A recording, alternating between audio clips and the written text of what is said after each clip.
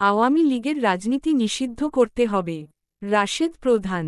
নরসিংদী প্রতিনিধি। নরসিংদীতে গণসংযোগকালে জাতীয় গণতান্ত্রিক পার্টি জাগপার কেন্দ্রীয় ভাইস চেয়ারম্যান ও দলীয় মুখপাত্র মোহাম্মদ রাশেদ প্রধান বলেছেন, নতুন বাংলাদেশে বৈষম্যহীন বাংলাদেশ ফ্যাসিস্ট আওয়ামী লীগের রাজনীতি আমরা আর দেখতে চাই না।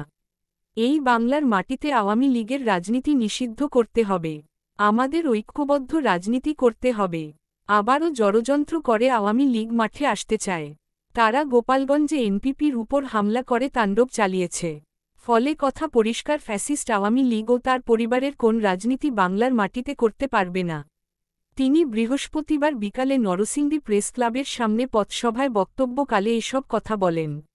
সভায় অন্যান্যদের মধ্যে উপস্থিত ছিলেন জাগপার কেন্দ্রীয় প্রেসিডিয়াম সদস্য সৈয়দ শফিকুল আলম শফিক ও আসাদুর রহমান খান, নরসিংদী জেলা জাগপার সাধারণ সম্পাদক শরীর আহমদ, মাহবুব আলম প্রমুখ। পরে তিনি নরসিংদী শহরের বিভিন্ন সড়কে গণসংযোগ ও লিফলেট বিতরণ করেন।